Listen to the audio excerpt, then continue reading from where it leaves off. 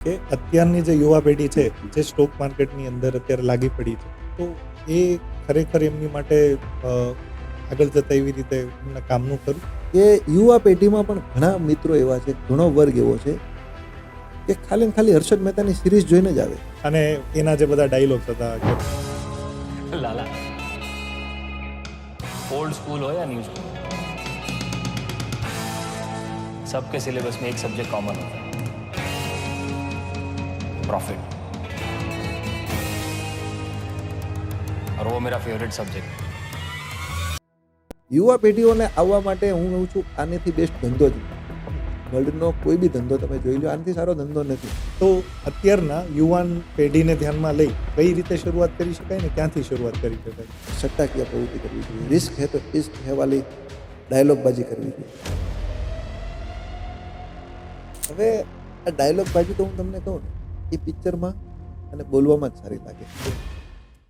અત્યારના સમયની અંદર જોઈએ તો ઘણા બધા યુવાનો છે, બધા એક આઈપીઓ શબ્દથી વધારે પરિચિત થયા છે. કોમન છે અત્યારે, Common જેને છે. મળતા જ ભરે છે બધા, પણ લાગતા કોઈ નથી. આઈપીઓ નથી લાગતા, તેમાં કંઈક સેટિંગ હોય છે. Yes. એણે એના સિલેક્ટેડ માણસોને આપી દીધા છે. હા. એવું બધું જાણે છે. કોઈ એવું કીધું કે અમે જાણ્યું ભાઈ 25% રિટેલ પબ્લિકને મળી ગયા છે, તો ખરેખર 25%માં આપણો વારો ન આવે એવું નથી સ્વીકારતા. વાસ્તવિકતા એ છે. આ શેર બજારની અંદર સંપૂર્ણ માહિતી મારે જોતી હોય કે હું અહીંયાથી શરૂઆત કરવા માંગુ છું થી લઈ અને કઈ કઈ રીતે મારે આગળ વધવું, તો એની માટે કયું પગલું ભરવું? ઇન્સાન હોય યા સ્ટોક, આખિર જાના સબકો ઉપર ही. કે જો ખરેખર તમે કેલ્ક્યુલેશન સાથે જાઓ તો તો કોઈ અહીંયા જુગારની વાત ચાલે, તો જુગાર ખરેખર અને જુગાર કહી શકાય? પણ એ વાતમાં કોઈ જ તથ્ય નથી કે જુગાર છે. તમે વગર કેલ્ક્યુલેશને, વગર આયોજને, એકદમ અનાપ શનાપ કોઈકના કેવા કરવાથી તમે કામ કરો છો, પૈસા જાય છે, તમે માર્કેટમાં એવું શોબાજી કરો છો કે આ જુગાર છે. આ ઘણી વખત આની અંદર જે નુકસાન થતું હોય એ નુકસાનનું કારણ શું હોઈ શકે? આપણે હર હંમેશ આપણો એક સ્વભાવ છે, જ્યારે કોઈકનો વારો આવશે ને ત્યારે આપણે ન્યાયાધીશ થઈ જાય, અને પોતાની વાત આવશે ને ત્યારે આપણે સારામાં સારા વકીલ થઈ જાય. લાસ વેગાસનું સ્લોગન છે, gambling is not gambling, gambling is best business. જુગારને જુગારની દ્રષ્ટિએ નહીં જો. કયો ધંધો એવો છે જેમાં રિસ્ક નથી, મને એ બતાવો. મિત્રો, આજે આપણે છે ને રાતોરાત પૈસાવાળા થવાનું છે. આપણી વચ્ચે છે શૈલેષભાઈ પદમાણી, એ આપણને રાતોરાત અત્યારે પૈસાવાળા કરી દેશે. તો માયપોડ સ્ટુડિયોમાં શૈલેષભાઈ પદમાણીનું સ્વાગત છે. જોક્સપાટ, આપણે આવી ઘણી બધી કહેવતો અને ઘણા બધા એવા મિથ છે જે શેર બજારને લઈને હાલની અંદર માર્કેટની અંદર ફરે છે કે ભાઈ હું પૈસા નાખીશ અને કાલે પૈસાવાળો. તો એ બધી જ વસ્તુ આજે આપણે જાણવાની ટ્રાય કરીશું. દર્શક મિત્રોને પણ ઘણા બધા પ્રશ્નો છે કે સ્ટાર્ટિંગથી લઈ શેર બજાર શું છે, એને કઈ રીતે આપણે યુઝ કરી શકીએ, આમાં કઈ રીતે પ્રોફિટ છે, શું નુકસાન છે, આ બધી જ વસ્તુ આજે આપણે ચર્ચા કરીશું. પણ સૌથી પહેલા તમારી વિશે જાણવા માંગ્યા છે કે શૈલેષભાઈ પદમાણી એટલે કોણ? શૈલેષભાઈ પદમાણી એટલે તમે જે દર્શક મિત્રોને એને કેવું છે કે સક્સેસ માણસ હોય ને, એટલે આ મારે પોતાનું થોડુંક તમને એવું લાગશે કે આ શૈલેષભાઈ આજે સક્સેસ માણસ હોય ને, એ જે બોલતો હોય ને, લોકો એને ફોલો કરતા હોય કે ભાઈ આ વસ્તુ છે ને આવું વસ્તુ. ખરેખર શૈલેષભાઈ પદમાણી એટલે એક નોર્મલ તમે ને હું જેવી છે, જેવી રીતે દર્શક મિત્રો છે એવી રીતે જ હું છું. હું કોઈ સેલિબ્રિટી નથી કે હું કોઈ એવો અનુભવી કે શેર બજારના, જે તમે એમ કીધું કે રાતોરાત કરોડપતિ થવાના મારી પાસે કોઈ મંત્ર છે કાતે, પણ એક બહુ રિયાલિટી છે કે માણસ જ્યારે સ્ટ્રગલ કરતો હોય, અને શૈલેષભાઈ પદમાણી એટલે મારા સિદ્ધાંત પ્રમાણે હું એવું વસ્તુ, કોઈ બી વસ્તુને તમે એક ટાર્ગેટ સાથે, કે તમને એવું છે કે મારે આ ફિલ્ડમાં સક્સેસ જવું છે, મારે આ વસ્તુ આ કરવી છે, તો એ થાય છે. હું મારા એક્સપિરિયન્સ પ્રમાણે લાસ્ટ 18 વર્ષથી હું આ ફિલ્ડ સાથે સંકળાયેલો છું.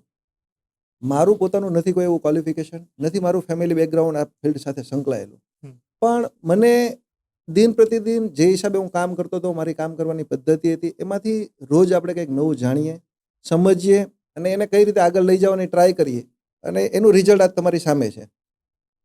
મારી સાથે ઘણા માણસો, ઘણા મિત્રો, ઘણી વ્યક્તિઓ હતા, બધા જ એવું કહેતા હતા કે આ છે, આ વસ્તુ આ કરવી જોઈએ, આ નહીં કરવી જોઈએ, આ કરવાથી આ થાય, આમ કરવો તો આટલો ફાયદો થાય. ઘણા માણસો એવી રીતે પૈસા બનાવ્યા છે, ઘણા છે. પણ એક વસ્તુ છે કે ગુજરાતી કહેવત છે ને, જેવું ગોળ નાખો ને એવું ગળ્યું થાય. તમારે કોઈ બી બિઝનેસ, XYZ બિઝનેસમાં તમારે સક્સેસ થવું છે તો એની પાસે સ્ટ્રગલ કરવો પડે છે. મારા સ્ટ્રગલની વાત કરું તો મારી સાથે જે લોકો ટોપ ટુ બોટમ જોડાયેલા છે એને ખબર છે આજે કોઈ નવી વ્યક્તિ જોડાય છે તો એને એમ જ લાગે છે કે ભાઈ આવું આવું હતું અને 2007માં એમણે ચાલુ કર્યું હતું, 8માં આવું થયું, 10માં આવું થયું, 12, 15, 18, 20, 22, 24માં તો એ સક્સેસ છે ને થઈ ગયું છે. પણ દરેક સમયમાં દરેક સિચ્યુએશનમાં ઉતાર ચઢાવ તો આવે જ છે અને એ તમારે ફેસ કરવા પડે છે તો તમે સક્સેસ જાઓ છો. મારો ટૂંકમાં તમને પરિચય આપું ને કે હું સૌરાષ્ટ્રથી બિલોંગ કરું છું. મારા ફાધર અહીંયા આવેલા અને ડાયમંડમાં એમની હિસાબે કામ કરતા હતા. મારો જન્મ અહીંયા થયો. હું સ્ટડીમાં જેમ બધા છોકરાઓ હોશિયાર હોય ને એમ હતો જ નહીં. અને મને પોતાને એક એવું હતું કે હું ક્યારેય જોબ નહીં કરું. જો કે દરેક માણસ માત્ર સારી વસ્તુ તો હોય જ છે, પણ કુદરતી ભગવાનને કંઈક આપવાનું હશે અને મારે એ સ્લોગાન હતું ને સાચું પડ્યું. મેં ક્યારેય જોબ નથી કરી.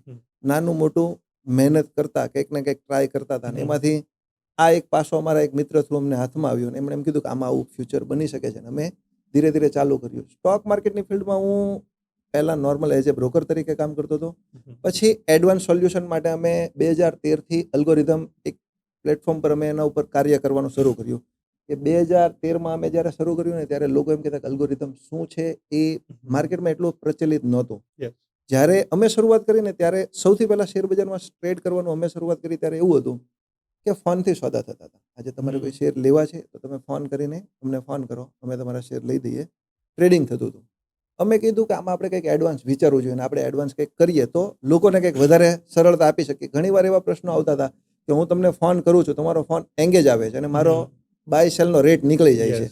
તો અમે એના માટે ઓપરેટર પણ કેટલું તમે રાખી શકો? 2, 5, 10, 5, 25, 50 માણસ રાખી શકો, પણ એ જ પ્રોબ્લેમ હતો. તો અમે એડવાન્સ વિચાર કર્યો કે આપણે એડવાન્સ કંઈક વિચારવું જોઈએ. એડવાન્સ વિચારમાં અમારી પાસે 2 ઓપ્શન હતા કે એવું એડવાન્સ આપણે જોઈએ છે કે જે લોંગ ટાઈમ હોય.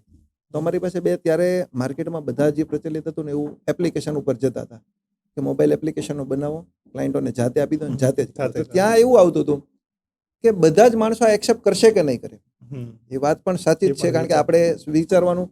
તો ત્યાં અમે થોડુંક યુનિક વિચાર્યું કે આપણે કંઈક એવું જ કરી દઈએ કે જ્યારે ક્લાયન્ટોની રિક્વાયરમેન્ટ હોય, જ્યારે એમનો પ્રોગ્રામિંગ કરે તો આપણે એક એવું એપ્લિકેશન બનાવી દઈએ કે એનો એમાં પ્રોગ્રામ ફિટ કરી દઈએ અને બાય ડિફોલ્ટ ઓટોમેટિક ચાલ્યા કરે. એને પણ કોઈ હેડક નથી અને આપણે પણ કોઈ હેડક નથી. તો અમે ત્યારથી રિસર્ચ કરીને અમારા હિસાબે જે અમારા સોર્સ પ્રમાણે ગોત્યું તો અલ્ગોરિધમનું અમને એક સારું લાગ્યું. પણ ત્યારે માર્કેટમાં કોઈ બ્રોકરોને એટલું બધું ફેસિલિટી આપતું નહોતું. સંઘર્ષ ચાલુ હતો અમારો. અમે ઘણીવાર ટ્રાયો કરી. એ મહેનત કરતાં કરતાં 2016માં અમે આવ્યા જ્યારે નોટબંધી થઈ. ત્યારે મોદી સરકારે ડિજિટલ પર ભાર વધારે મૂક્યો. તો ત્યારે અમને એવું લાગ્યું કે અમારા ધંધાને ખરેખર હવે સપોર્ટ મળશે અને ત્યાંથી ખરેખર ટર્નિંગ પોઈન્ટ છે કે અવેરનેસ લોકોનામાં આવી અને ડિજિટલ યુગ આવ્યો એક નવો જ તે. એ તમને મને બધાને દેખાય છે. તો ત્યાંથી ધીરે ધીરે અમારી સાથે જે 10% લોકો હતા ને એ 50% થઈ ગયા કે જે એક લેવલે કામ કરતા હતા ને એ લોકોએ કીધું કે ભાઈ અલ્ગોરિધમ અમારે કરવું છે ને અલ્ગોરિધમ આવી અમને સફળતા મળે છે ને આવું અમે સાંભળ્યું હતું. તો તમે અમને એક કામ ચાલી ગયું અને જે તમને અને બધાને જ ખબર છે કે જે ફ્લો આવ્યો, અમે 100 જણાનું કામ કરતા હતા ત્યાં સીધું હજારો નહીં પણ 5000માં કામ થઈ ગયું. એ છે કોરોના. કોરોનામાં 20 વર્ષથી 35 વર્ષની યંગ જનરેશન આવી અને એણે જે ક્રાંતિ લાવ્યા છે કે જેનું રિઝલ્ટ આજ મારી સામે છે. તમે જે કહો છો કે શૈલેષભાઈની સફળતાનું કારણ, તો શૈલેષભાઈની સફળતાનું કોઈ કારણ નથી. શૈલેષભાઈની સફળતામાં મોટામાં મોટો હાથ છે કે અમે જે ફિલ્ડમાં હતા, અમે જે વસ્તુ લઈને બેઠા હતા એ લોકોએ સ્વીકારી છે અને એ લોકોને ખબર પડી ગઈ છે કે આ વસ્તુ વાપરવાથી આ વસ્તુનો આટલો બેનિફિટ છે. અને આજે તમે માર્કેટમાં કદાચ રીલ્સમાં જોયું હશે, ગમે ત્યાં પેપરમાં જોયું હશે, અલ્ગોરિધમ એટલે એકદમ રનિંગ વસ્તુ થઈ ગઈ છે. આ અમે આજથી 10 વર્ષ પહેલા વિચારેલી. બસ એટલો ડિફરન્ટ છે. હા, એ કહેવાય ને કે બધી તૈયારીઓ તૈયાર હતી, બસ એને ખાલી બૂસ્ટ મળવાની અને બૂસ્ટ આપવા માટે અમે ઘરે ઘરે જઈને કહી નહોતા શકતા કે તમે આ સ્વીકારો. પણ જ્યારે જ લોકોની જરૂરિયાત હતી, જ્યારે લોકોને લાગ્યું ત્યારે એ લોકોએ સ્વીકારી લીધું છે અને એનું રિઝલ્ટ આપણી સામે છે. હા, એ જ વસ્તુ એમના કોરોનાની સાથે એક બીજું પણ પરિબળ કામ કરી ગયું. એ છે એક સમયે આવેલી ફેમસ વેબ સિરીઝ સ્કેમ 1992 અને હર્ષદ મહેતાની સિરીઝથી લોકોને બસ એટલું જ થઈ ગયું કે નહીં, હું પણ હવે આવી રીતે સ્ટોક માર્કેટની અંદર કંઈક કરવા માંગુ છું. બસ પરફેક્ટ એવું જ છે. એટલે એની અંદર છે ને સિરીઝની અંદર જ્યારે પણ જોઈએ ને એટલે આમ એક ગુજરાતી તરીકે છે ને ફીલ ડાયરેક્ટ સીધી એવી જ આવે કે નહીં, આ વિચાર તો હું કરું જ છું, આ પણ આવું તો થિંકિંગ મને મારી પણ સાથે થવું જોઈએ. અને એના જે બધા ડાયલોગ્સ હતા કે માલે તો મોહબ્બત હે, રિસ્ક હે તો ઇશ્ક હે, તો એ ડાયલોગ વિશે તમારું શું કહેવું છે? રિસ્ક હે તો ઇશ્ક હે. હવે આ ડાયલોગ બાજુ તો હું તમને કહું ને, એ પિક્ચરમાં અને બોલવામાં જ સારી લાગે. રિસ્ક હે તો ઇશ્ક છે, બરોબર. હર્ષદ મહેતા એવું કીધું છે. તમે તમારા મિત્ર વર્ગમાં, મારા ગ્રુપમાં ઘણું સાંભળ્યું હશે. આપણે એમ કે આ કામ નહીં કરવું જોઈએ, આમાં રિસ્ક છે. આ વસ્તુ રિસ્ક હે તો ઇશ્ક, એ આપણને ત્યારે એવું કે યાર દોસ્ત તું શું આ કરે છે, રિસ્ક હે તો ઇશ્ક, કામ કરવું જ જોઈએ. રિસ્ક કેલ્ક્યુલેટેડ રિસ્ક હોવું જોઈએ. આજે દરેક ધંધામાં રિસ્ક છે, હું ના નથી પાડતો, પણ એક રિસ્કનું તમારે કેલ્ક્યુલેશન, એનું એક ફેક્ટર હોય, તો એ ફેક્ટર પરફેક્ટ કામ કરે ને તો તમને એ ડાયલોગ બાજી સારી લાગે. પછી તમે એવું રિસ્ક લઈ લો કે આપણી ગુજરાતી ભાષામાં કે આપણે સીધો સીધો કરવો પડે, એમાં તો તમે સમજતા છો એ રિસ્ક લેવાનો કોઈ મતલબ નથી. પછી એને જ્યારે આપણે મળીએ અને ઘણીવાર તમે સાંભળ્યું હશે, આપણે એમ કે તમે આ જમીન વેચી આનું આમ કેમ કર્યું, તો એમ કે હવે એ દૂર ખેતર હતું, એમાં કંઈ થતું નહોતું, અમારે જવામાં તકલીફ પડતી હતી, એની કરતાં આપણે આ કરી દઈએ. એ આપણને ફિલોસોફી આપે છે. તો એ એક રિસ્ક હે તો ઇશ્ક છે, બોલવા માટે બહુ સારું છે, પણ કેલ્ક્યુલેટેડ રિસ્ક લ્યો તમે, અને કંઈક એના પરિબળો હોય, તમે કંઈક સમજી વિચારીને લ્યો તો એ સારું લાગે છે. નકર મારી દ્રષ્ટિએ રિસ્ક હે તો ઇશ્ક છે, એ ડાયલોગ બાજીમાં સારું છે, રિયલ બાકી અપનાવવા જેવું નથી. આ એક મારી પર્સનલ અનુભવ છે, ઓપિનિયન છે. તો આ શેર બજારની અંદર જોઈએ, આપણે બેઝિકથી શરૂઆત કરી. જેમ કે મને કોઈ શેર બજારની અંદર હાલમાં ઝીરો, મને કોઈ વિશે નોલેજ નથી. તો સ્ટાર્ટિંગથી જે આજના યુવાનો છે, જેને પણ જોઈએ, બધા પોતાના કોલેજ અથવા કોઈ નાની મોટી નોકરીની સાથે શેર બજારને જોડે છે કે ભાઈ એ વસ્તુની અંદર હું ઇન્વેસ્ટ કરું અથવા શરૂઆત કરું. તો ક્યાંથી શરૂઆત કરવું, કેવી રીતે કરવું? કારણ કે આ બધી વસ્તુ તો આખો દરિયો છે, જેટલું જાણીએ એટલું ઓછું છે. તો અત્યારના યુવાન પેઢીને ધ્યાનમાં લઈ કઈ રીતે શરૂઆત કરી શકાય ને ક્યાંથી શરૂઆત કરી શકાય? જો યુવાન પેઢીમાં છે ને, સૌથી પહેલા તો શેર બજારમાં શરૂ કરવાના છે ને, 2-3 પરિબળો તમે ધ્યાનમાં રાખો ને તો તમને કોઈ ઇશ્યુ જ નથી. એક તો તમારી નજર જોઈએ. નજર મતલબ હું તમને કહું ને કે તમને એ તમારી નજર એટલી બાજ નજર હોવી જોઈએ કે બજારમાં ક્યારે તમારે એન્ટ્રી લેવાની છે. એન્ટ્રી લઈ લીધા પછી તમારી જીગર જોઈએ. જીગર એટલા માટે છે કે આ એક એવી ફિલ્ડ છે કે આજે લઈ લીધું ને કાલે પૈસા મળવાના એવું જરૂરી નથી. એક એનું સ્પેશિયલ ટાઈમ હોય છે કે આ ટાઈમ પૂરતું જ આ કામ કરશું, આ ટાઈમે આટલા પૈસા. એના ગ્રોથ ધીમે ધીમે થાય છે, સ્લોલી ગ્રોથ હોય છે. આજે કોઈ બી વસ્તુ લ્યો તો આજે લીધું ને કાલે એમાં તમને રિઝલ્ટ નહીં મળે. તો આ ફિલ્ડ એવી જ છે, પણ લોકોની માનસિકતા એવી છે, યંગ જનરેશનની, કે આજે શૈલેષભાઈ પોર્ટફોલિયો આ લીધો હતો, નાનું આમ હતું ને કાલે આટલા થઈ ગયા છે. પણ એ એક પરિબળો હતા, સંજોગો હતા, એક્સિડન્ટ હતું. તમે જ્યારે ઇન્વેસ્ટમેન્ટ કરો ત્યારે એક તો તમારી નજર, એક તમારી જીગર અને એક તમારી ધીરજ. ધીરજ એટલા જરૂરી, આ ખૂબ જરૂરી છે. તમારી પાસે આ 3 પાયાના મુદ્દા છે તો તમારે શેર બજારમાં ગમે ત્યારે તમે કામ કરી શકો, તો તમે સક્સેસ જ છો. એનું થોડુંક તમને એક્ઝામ્પલ એવી રીતે આપી દઈશ કે મારા જ ધ્યાનમાં આવેલા 2-4 મિત્રો એવા હતા કે મારે આ પૈસા છે, XYZ કેપિટલ છે, 2, 5, 10 વર્ષ માટે આને આપણે મૂકી દેવા છે, તો આને FD મૂકી દેવાય. તો મેં એમને એવું કીધું કે આ FD મૂકી દેવાય સારી વાત છે, પણ થોડુંક તમારે જો એમાં વધારે રિટર્નની એક્સપેક્ટેશન હોય તો તમે મ્યુચ્યુઅલ ફંડ કરી શકો છો. તમારે થોડુંક વધારે રિસ્ક અને થોડુંક લોંગ ટાઈમ માટે કરવું હોય તો સારા શેર્સ લઈને તમે મૂકી શકો છો. તો કે આપણે શેર્સ લઈને મૂકીએ, આપણે કોઈ આ પૈસા એકદમ ડેડ ઇન્વેસ્ટમેન્ટ તરીકે જ છે કે આપણે એની જરૂર નથી. તો મેં એને એવું કીધું કે તમે આ XYZ શેર તમે લઈ શકો છો, તમારી હિસાબે R&D કરો. તો એણે R&D કર્યું, બીજા 5 મિત્રોને પૂછ્યું, એણે એની હિસાબે રિસર્ચ કર્યું, જોયું, જાણ્યું, અને એણે મને કીધું કે ફાઇનલી આ વસ્તુ મને લેવાનું લાગે છે અને આ વસ્તુ મારે લેવી જોઈએ. અને ખરેખર એ વસ્તુ સારી હતી. મેં તો 110% તમે રાઈટ છો, આમાં આપણે આગળ વધવું જોઈએ. એ ભાઈએ શેર્સ લઈ લીધા છે. એમની હિસાબે વેલસેટ હીરાની સારી એવી કંપનીમાં કામ કરે છે. એ સેટ થઈ ગયા. 5-15 દિવસ પછી મને એક ફંક્શનમાં મળે છે. તો મને એવું કહે છે કે એક કામ કરવું છે, આપણે જે આ શેર્સ લીધા છે ને એ શેર્સને થોડોક ભાવથી નીચે આવી ગયો છે. હું રોજ જોઉં છું સવારે, એના શબ્દ તમે સાંભળજો, રોજ સવારે હું ઓફિસે જતા પહેલા જોઉં છું અને એ શેર લગાતાર ડાઉન આવે છે. 15 દિવસનું એનું ઓબ્ઝર્વેશન છે. તો એ કે આપણે આમાંથી નીકળીને આપણે આમાં જવું જોઈએ. તો મેં એને ત્યારે એવું જ કીધું હતું કે દોસ્ત તું તો 10-15 વર્ષ માટેની જર્ની હતી, આજે 15 દિવસ નથી હોલ્ડ થતું, તો હવે કઈ રીતે પૈસા કમાશે? તો આવા ઘણા આપણા દર્શક મિત્રો હશે કે એમને તમે પૂછજો, જ્યારે બજારમાં આવે છે ને ત્યારે એ લોકોની એક્સપેક્ટેશન શું હોય છે? આજે મારો XYZ મારી સેલરી છે, મને એટલા પૈસા મળી જાય તો હું બહુ વેલ સેટ છું, બહુ હેપી છું. આજે તમે સમજી લો કે તમે એવું વિચારો છો, ટાર્ગેટ લઈને આવો છો કે મને મહિને 25-50 હજાર રૂપિયા મળી જાય તો હું ખુશ છું. મને આમાંથી બીજું કાંઈ એક્સ્ટ્રા નથી જોતું. એક લેવલે એ લોકો કાર્ય કરે છે અને એમના રિસર્ચ, એમના અનુભવ પ્રમાણે એ લોકો એ ટાર્ગેટ હાસિલ કરે છે. તમે જોઈ લેજો, એ લોકોની એટલી તડપ વધી જાય છે, એટલું બધું એવું જાય, રોજના 50,000 પાછળ લાગી જાય છે. તો તમે ધીરજ રાખો. યુવા પેઢીઓને આવવા માટે હું કહું છું, આનેથી બેસ્ટ ધંધો જ નથી. વર્લ્ડનો કોઈ બી ધંધો તમે જોઈ લો, આનાથી સારો ધંધો નથી. પણ તમે એક ધીરજ, નજર અને તમારી જીગર રાખો કે ભાઈ, જીગર એટલે એવી નથી કે લાખના 12,000 થઈ જાય ત્યાં સુધી ઊભું રહેવાનું.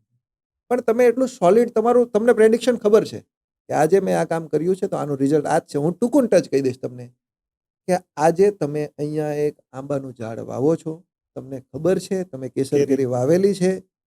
તમારો મિત્ર ગમે એટલું કહેશે કે દોસ્ત આમાં જામફળ આવશે, આમાં જમરૂક આવશે, આમાં કેરી નહીં આવે, આમાં જાંબુ આવશે, તમે શું કહેશો? કેરી જ આવશે, કેરી જ સ્વાભાવિક આવશે. છે. હું તમને એવું કહી દઈશ કે તમારે આમાં, તમે કેસર કેરી વાવી છે, રાજાપુરી આવશે, તમે સ્વીકારશો? નહીં. તમે કેસર કેરી કેસર વાવી છે તો કેરી. 3, 4, 5 વર્ષે કેસર કેરી જ આવશે. તો એ તમારામાં ધીરજ જોઈએ છે, એ તમારું ફોકસ જોઈએ છે, એ તમારું R&D જોઈએ છે, તમારું રિઝલ્ટ ત્યારે આવશે. તમે જ્યારે એક લેવલે શ્યોર છો કે મેં જે કાર્ય કર્યું છે એનું રિઝલ્ટ આ જ આવશે. કારણ કે શેરબજારમાં છે ને, મારી ભાષા પ્રમાણે યુવા વર્ગને આવે ને ત્યારે એકલા હોય છે. જ્યારે એ અંદર એન્ટ્રી કરે, તમે હમણાં બહુ સરળતાથી કીધું કે તમને કશું ખબર નથી પડતી, તમે શેરબજાર વિશે જાણતા નથી. નથી જાણતા, તમે એન્ટર કર્યું, તમને કંઈક લીધું, સારું લાગ્યું, તમે પ્રોફિટ કરશો, તમે 2 પૈસા કમાશો એટલે 20 જણામાં સ્પ્રેડ કરશો. આજે હું કમાણો છું, બરોબર? 20 જણાને કહેશો ને એટલે એ તમારા 20 જણા તમારા ફોલોઅર્સ થઈ જશે કે આ સાહેબ કમાય છે, આ ભાઈ કમાય છે, આપણે આને ફોલો કરવા જોઈએ. તમે કેટલું રિસ્ક લ્યો છો, તમારે કેટલી કેપિટલ છે, તમારો નજરિયો કેટલા દૂર સુધીનો છે, એ 20 જણાને નથી ખબર. તમારે એક્સિડન્ટ થાય છે ત્યારે 20 જણાને એક્સિડન્ટ થાય છે. એક એક્ઝામ્પલ આપી દો કે આજે તમે પ્રોફિટ કર્યો છે, તમે સાંજે આવીને મને બતાવશો કે આપણે આજે 5,000 રૂપિયા કમાણા, મારે એ જ લેવું છે. મારે એ જ લેવું છે. હવે આજે તમે 5,000 રૂપિયા કમાણામાં એમાંથી તમે 2,000 રૂપિયા કદાચ પાછા આપવાલ છો બજારને, હું એ આપવાલ નથી, મારી કેપિટલમાંથી જાય છે. તો મારે મારી જાતે શીખવું જોઈએ, મારે મારી જાતે એમાંથી R&D કરવું જોઈએ અને મારે મારી જાતે જ તેમાંથી મારી કેપેસિટી પ્રમાણે એમાં પૈસા લગાવવા જોઈએ. તમે આટલું કરી શકો. તમે આને સાઈડ બિઝનેસ જોવો છો એ પાકું છે, પણ તમે છે ને સાઈડ બિઝનેસની સાથે R&D ચાલુ રાખો. તમારા પૈસા લગાવો છો તો શું કામ લગાવો છો? કંપની શું કરે છે, કંપનીમાં કેટલા ટાઈમ માટે ગ્રોથ છે, કેટલા ટાઈમ માટે નથી કંપનીની, તમે બેલેન્સ શીટ જુઓ, કંપનીનો એક તમને ટૂંકું કહી દઉં, તમે આજે મને 5,000 રૂપિયા તમે આપો છો તો તમે મારું બેકગ્રાઉન્ડ તો ચેક કરો છો, 100%. કરો છો ને? તમે એમનું આપો છો તો કંપનીમાં તમે ભાગીદાર થાવ છો, તમે એવી કંપની હારે ભાગ રાખશો? કોઈ દિવસ નહીં. તો યુવા વર્ગને આટલું જાણવાની જરૂર છે. એટલે આપણે એવું કહી શકાય કે તમારું સિમ્પલ બેઝિક ની અંદર તમારું R&D પાવર જો હોય તો જ આની અંદર તમે આવવું કદાચ જોઈએ. એન્ટર આવવું જોઈએ. મારું તો બહુ સ્પષ્ટ છે, કોઈક કહે છે, કોઈક વ્યક્તિ મળી છે, કોઈ ટિપ્સ આપે છે, હું આ શીખેલો છું તો આ જ થશે, એમાં ક્યારેય નહીં પડવું જોઈએ. આજે એની વ્યાખ્યા શું, તમે એવું કના હિસાબે પ્રેડિક્ટ કરી શકો છો આ જ વસ્તુ થશે? તમે એવું જોયું હશે કે રિલાયન્સ વેચી દો, એક એક્ઝામ્પલ, આપણે રિલાયન્સનું નામ લઈએ, રિલાયન્સ વેચી દો, મને ખબર છે રિલાયન્સ નીચે આવશે, મુકેશભાઈ કરતા આપણને વધારે ખબર છે. તો એવું કોઈ શ્યોરિટી નથી હોતી, એના એક તમે R&D કરી શકો છો. બાકી કોઈ વ્યક્તિ એમ કહેતી કે હું તમને કહું છું તમે તાર આ જ થશે, એવી વસ્તુ નથી. એ વાતમાં તથ્ય નથી. તમે જોયું હશે, જાણ્યું હશે, તમને ઘણીવાર મળ્યું હશે કે મારી પાસે આવી ટિપ્સ છે, મારો એક મિત્ર છે ને એમ કહે છે કે મને આટલા પૈસા આપી દઉં, હું આ મેનેજ કરી દઈશ. તમે એવું રિસ્ક નહીં લ્યો. મારી પર્સનલ સલાહ, આ તો પાકથી તો દરિયો છે, મેં કીધું એમ છે. પછી તમને એ જ સાંભળવા મળશે કે આપણે કર્યું હતું પણ મજા ન આવી, આપણે જે કરતા હોય નહીં કરાય. એટલે આમ કહી શકાય કે ઘણા બધા એવી રીતે કહે છે કે આ જે શેર બજાર છે એક જુગાર છે.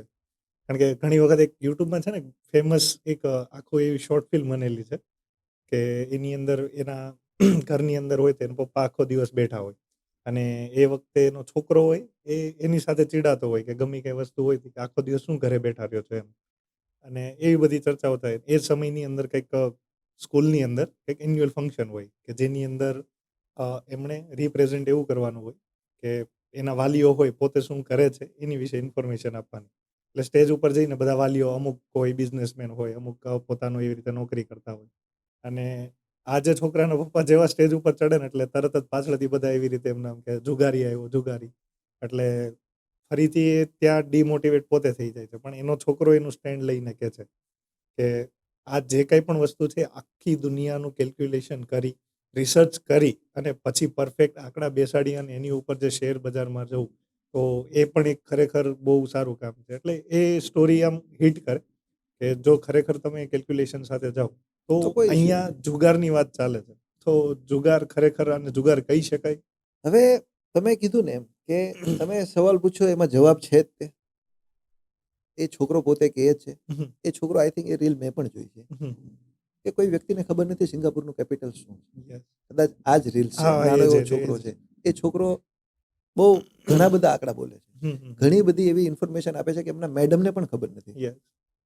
કે કદાચ એની ડિટેલ્સ હું પૂછીશ ને તો મેડમને પણ શરમ Sure લાગશે, નહીં. પણ જવાબ એના નથી. પપ્પાને ખબર છે. એ મારા પપ્પાને ખબર છે એવું એ છોકરો કહે છે. હમ, તો એ છોકરો બહુ સત્ય છે અને સાચી વાત છે. હમ, રહી વાત જુગારની, તો તમે દર્શક મિત્રોને પણ પૂછજો, જે જુગાર કહેતા હશે ને એ આપણે નાના હતા ત્યારે ભણતા હતા ત્યારે તમે એક વાર્તા સાંભળી હશે કે એક શિયાળ દ્રાક્ષ ખાવા માટે જાય છે, હમ. 3-4 વાર જમ્પ કરે છે, દ્રાક્ષ હાથમાં નથી આવતી, એટલે કે છે દ્રાક્ષ ખાટી છે. દ્રાક્ષ ખાટી છે.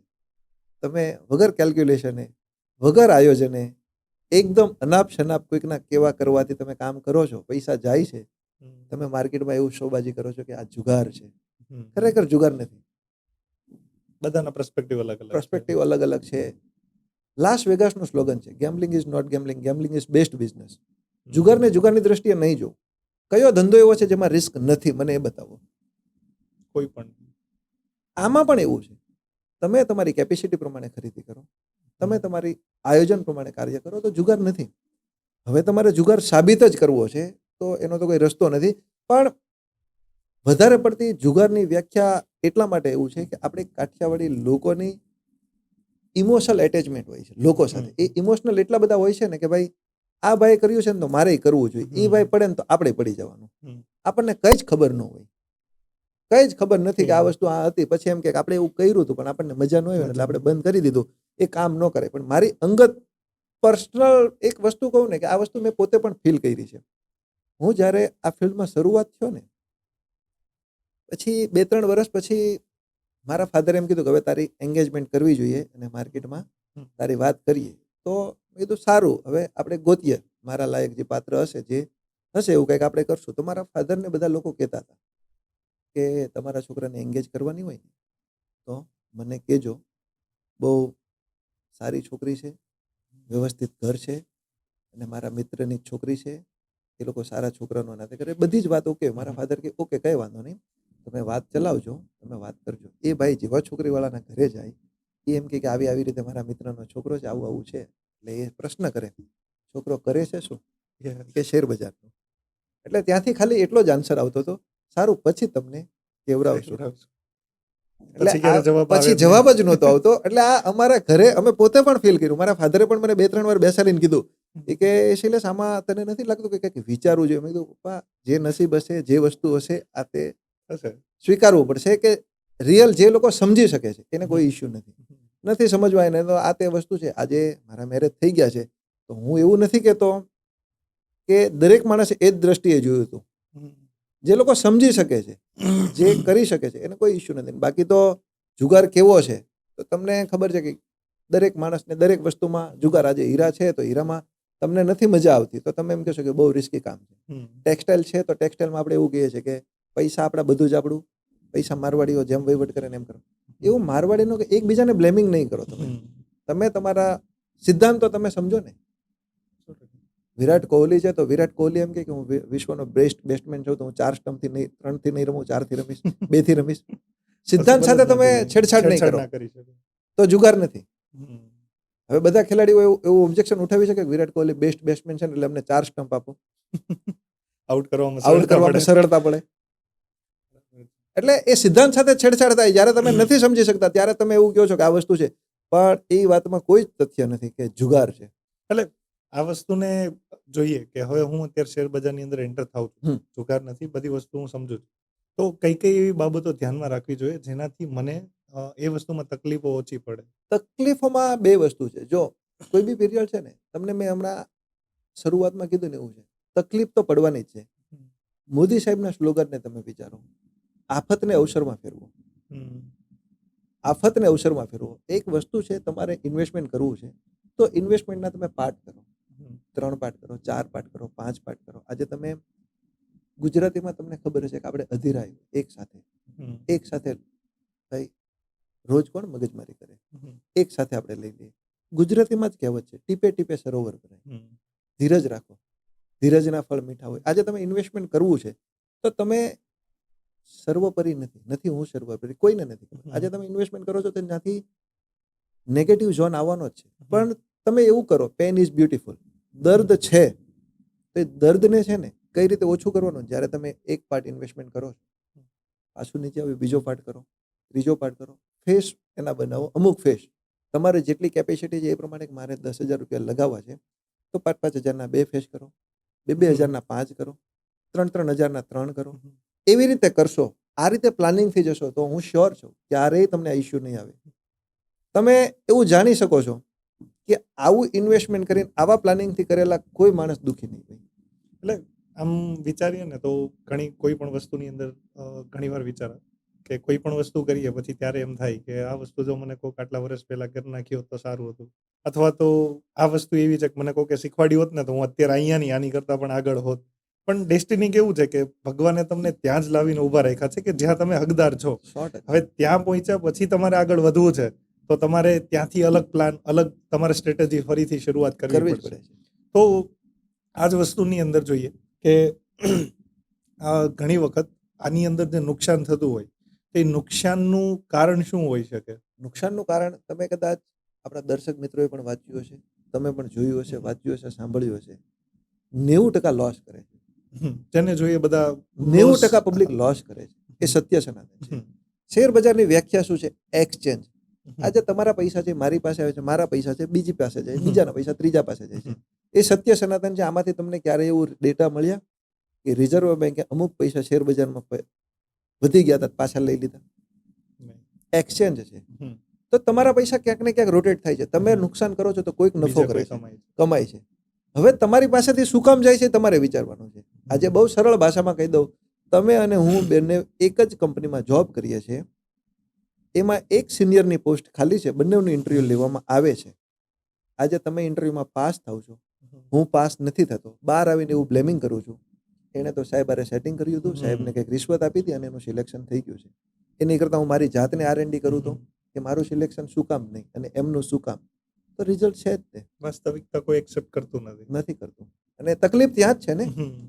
આપણે હર હંમેશ આપણો એક સ્વભાવ છે, જ્યારે કોઈકનો વારો આવશે ને ત્યારે આપણે ન્યાયાધીશ થઈ જશું અને પોતાની વાત આવશે ને ત્યારે આપણે સારામાં સારા વકીલ થઈ જશું. જ્યારે વાત મારા ઉપર બ્લેમ આવશે ને ત્યારે હું કહીશ સાહેબ આ હતું, સાહેબ તેવું હતું, સાહેબ પ્રોબ્લેમ હતો, સાહેબ આ હતું ને એટલે આ જ વસ્તુ હોવી જોઈએ. જ્યારે વાત તમારા નિર્ણયની આવશે ને ત્યારે હું જજમેન્ટ આપી દઈશ, જજ બની જઈશ કે આનું આમ જ હોય. એ તમારે સ્વીકારવાનું છે. વાસ્તવિકતા સ્વીકારો તો બધું તમારી સામે જ છે. અત્યારના સમયની અંદર જોઈએ ને તો ઘણા બધા યુવાનો છે, બધા એક આઈપીઓ શબ્દથી વધારે પરિચિત થયા છે. જેને પણ જોઈએ તો બધા આઈપીઓ ભરવો છે, આઈપીઓ ભરવો છે. કારણ કે હમણાં થોડાક દિવસ પહેલા જ રિસેન્ટલી 2-3 જણાના ફોન આવ્યા હતા કે કોઈની પાસે તમારે ડીમેટ એકાઉન્ટ હોય તો કહેજો. મેં કીધું કેમ? કે આઈપીઓ ભરવો છે. એટલે એ ખરેખર એની પાછળનું બધાનું થિંકિંગ હાલની અંદર શું છે?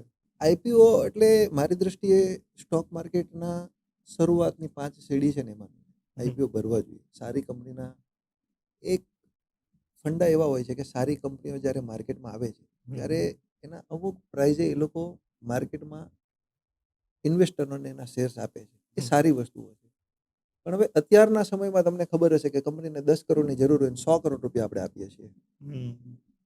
તો એમાં આપણે તો લકી વિનર વાળી જ વાત થઈ ગઈ ને. તો જ્યારે કંપનીમાં અને આઈપીઓમાં આટલો ફુગાવો હોય છે ત્યારે સારી કંપનીઓમાં રિસર્ચ કરવું જોઈએ અને સારી કંપનીઓના ભરવા જોઈએ. આઈપીઓ મારી દ્રષ્ટિએ સારી જ વસ્તુ છે, પણ તમારી પાસે એ પણ હશે કે મને નથી લાગતા. કોમન છે અત્યારે, Common જેને છે, મને મળતા જ ભરે નથી. છે બધા પણ લાગતા કોઈને નથી. તો એ વસ્તુ પાછળ શું રીઝન હોઈ શકે કે પહેલેથી કઈ એવી સ્ટ્રેટેજી કઈ ખરીદાઈ જતા હોય એવું કઈ? દર્શકોને પણ એ જ સાંભળવામાં મજા આવશે અને એને એ જ સાંભળવું હશે કે પહેલેથી સેટિંગ હોય છે, Yes. એણે એના સિલેક્ટેડ માણસોને આપી દીધા છે, હા. અમને નથી આપતા, એવું નથી હોતું. એક રેન્ડમલી સિસ્ટમ હોય છે કે કંપનીના રૂલ્સ પ્રમાણે કંપનીઓના દરેક આપવાના એક કોટા હોય છે કે 100 વ્યક્તિએ એક વ્યક્તિને આપવાના છે, જેટલું ભરણું થયું હોય છે એ પ્રમાણે. હવે લક બાય ચાન્સ એમાં આપણો વારો જ નથી આવતો તો આપણે એવો બ્લેમ નહીં કરી શકીએ. પણ એવું હોય છે કે જો તમને એ કંપનીમાં સારું જ્ઞાન છે, કંપની વિશે સારું છે, તો આજકાલ તમે કદાચ સાંભળ્યું હશે, પ્રી આઈપીઓ આવે છે, એમાં પણ તમે લઈ શકો છો. કે જે કંપની લિસ્ટેડ થવાની છે એની પહેલા જ, જ્યારે આજે હું તમને 2-4 કંપની એવી છે કે જે કંપનીઓના હું તમને નામ નહીં આપી શકું, પણ એ કંપનીઓ આજે માર્કેટમાં ચાલે છે. આજથી 2 વર્ષ 5 વર્ષ પછી એના આઈપીઓ આવવાના છે, તો એ અત્યારે તમને સરળતાથી મળે છે, એ તમારે નથી લેવા. રીઝન એમાં 2-4-5 વર્ષનો સંઘર્ષ છે, એનો સમય છે. તમારે તો ત્યારે જ જોઈએ છે કે ઓન બોર્ડ જ્યારે તમારા સામે આવી જાય ત્યારે, તો એમાં તો લાગવાના તમારે ઓછા જ ચાન્સ છે. અને પછી તમારે એમ જ કહેવાનું છે કે આ બધું સેટિંગ જ છે, શેર બજારમાં આ કાંઈ ફાવતા જ નથી. પણ તમે નેગેટિવિટી શું કામ નાખો છો? તમે એમ કહો કે જ્યારે આ કંપની આવવાની હતી ત્યારે એ લોકો શેર આપવાના જ હતા, તો ત્યારે તમે કેમ નથી લીધા? એટલે કંપનીના સંઘર્ષના સમયની અંદર તમે સાથ નથી આપતા. તો પછી આજે તમે તો કેમ મારી પાસે exclusive? સાયકલ છે તો તમારે મારી સાથે નથી આવવું. મર્સિડીઝ છે તો તમે એમ કહેશો કે શૈલેષભાઈ મર્સિડીઝમાં મને લઈ જાઓ, તો તમે એમ કહેશો કે મોટો માણસ થઈ ગયો, મને બેસાડતોય ના- નથી, ના પાડે છે. ના પાડે છે. તો આ તો વાત એવી જ થઈ ને. અને દર્શક મિત્રો એવું જ સાંભળવા માંગે છે કે તમે કંઈક એવું કહો કે આમાં સેટિંગ કઈ રીતે હોય છે, આમાં મળે છે કઈ રીતે. એવું કાંઈ જ નથી હોતું. સંઘર્ષના સમયે તમારી પાસે શ્યોર છે કે આ કંપની સારું કામ કરે છે, આ કંપનીનો ગ્રોથ છે, આ કંપનીમાં બહુ સારું એવું છે, તો એ કંપનીમાં તમારે કામ કરવું જોઈએ. અને સંઘર્ષના સમયે એના શેર તમારે લેવા જોઈએ, જો તમને એના પ્રમોટર ઉપર તમને ટ્રસ્ટ હોય તો. પછી તો જ્યારે લોકો બોલબાલા કરે છે, જ્યારે એની સાથે એક સારા સમય પહોંચી જાય છે, ત્યારે તમે એમાં પાર્ટનરશિપ માંગો છો તો નથી આપવાની. એ તો સીધી વસ્તુ છે. ક્રાઉડનો પાર્ટ બનવા જાવ છો તો ક્લાઉડનો એ પ્રશ્ન પાર્ટ તમે જ રહેવાનો. બનો છો ને. મેં કીધું એમ 10 કરોડની જરૂર છે ને 100 કરોડ આપો છો. Yes. એ માણસને પણ વિચારવા મજબૂર કરો છો કે મારી કંપનીની આટલી મોટી સાઇઝ છે, હવે આમાં હું કઈ રીતે બધાને સાચવીશ. તમને એક બીજા એક્ઝામ્પલમાં આપી દઉં તો તમારી પાસે વેગેનાર છે, એમાં 5 જણાની જ કેપેસિટી છે, તમારા 25 મિત્ર ભેગા થઈ ગયા છે કે મને લઈ જા, મને લઈ જા. બરાબર. એમાં તમારો કોઈ ફોલ્ટ જ નથી. તમે ડ્રાઈવરને કીધું જ નથી કે ભાઈ આ 5 ને જ બેસાડજે, બાજુમાં રિજેક્ટ કરી દેજે. તમે વધીને શું કહેશો? કાલ સવારે આપણે 7 વાગે અહીંયાથી નીકળવાનું છે, જે વહેલા હશે એ પહેલા. તો એમાં તમે ક્યાં બીજું કંઈ કર્યું? અને જે પેલા એના જેમ કીધું વેગેનાર એની પાસે છે, સાયકલ સમયના હોય એ મિત્રોને પેલા એ મિત્રોને પહેલા બેસાડવાના છે. અને બીજા નંબરમાં એમાં પ્રમોટર કોટા તે બધી જ વસ્તુઓ આવે છે. તો એ તો સીધી વસ્તુ છે કે આઈપીઓ સારી વસ્તુ છે, આઈપીઓ ભરવાઈ જોઈએ. આઈપીઓ પણ દરેક માણસના મોઢે આ જ વાત આવે છે, આઈપીઓ લાગતા નથી. આઈપીઓ નથી લાગતા તો આઈપીઓ ઘરે પણ નથી રાખતી કંપની. એ એલોટમેન્ટ તો કરે જ છે ને. તમને એનો ડેટા પણ મળી જાય છે કે પબ્લિક પાસે કેટલા છે, પ્રમોટર પાસે કેટલા છે. તો જેટલા એને ટકાવારીમાં આપવાના છે એ આપી જ દે છે. એના ફેમિલી મેમ્બર પાસે એક શેર પણ નથી જતો. તમે કોઈ બી કંપનીનું તમે આજે છે ને, ઇન્વેસ્ટરો બહુ હોશિયાર થઈ ગયા છે, એને દરેક વસ્તુની ખબર હોય જ છે. તમને કેમ કીધું કે તમને જાણવા મળ્યું, તમને સમજવા મળ્યું કે આઈપીઓ નથી લાગતા. આઈપીઓ નથી લાગતા તેમાં કંઈક સેટિંગ હોય છે, નહીં આપવા હોય એટલે હશે, એના જાણીતાઓને આપે છે, એવું બધું જાણે છે. કોઈ એવું કીધું કે અમે જાણ્યું ભાઈ 25% રિટેલ પબ્લિકને મળી ગયા છે, તો ખરેખર 25%માં આપણો વારો ન આવ્યો, એવું નથી સ્વીકારતા. વાસ્તવિકતા એ છે. એણે એવો બ્લેમ કરી દીધો કે એ ભાઈ સેટિંગ વાળું હતું, એણે એના સંબંધીઓને આપી દીધા. આ કોઈ પબ્લિક, એ તો આપવા જ માટે જ આવી છે. એને તો જોઈએ છે પૈસા આપો. એને તો નક્કી કર્યું હતું ભાઈ અમારે 10 કરોડની જરૂર છે, અમે 10 કરોડ રૂપિયા લઈ લેશું, બાકીનું બધાને આપી દેશું. તો એણે એ જ કર્યું છે. એની ઈમાનદારી પ્રમાણે એ પરફેક્ટ ચાલે છે. આપણે ત્યાં મોટું ટોળું થઈ ગયું. આપણે ડિમાન્ડ વધારી છે અને એમાં આપણો વારો નથી આવ્યો. આપણી સુરતની પરિભાષા પ્રમાણે તમને ખબર હશે, ટ્રાવેલ્સમાં આપણે દિવાળીએ જવાનું હોય, ટ્રાવેલ્સ લિમિટેડ છે, જવાવાળા અનલિમિટેડ છે, તો ભાવ વધવાનો જ છે. સીધી વસ્તુ છે.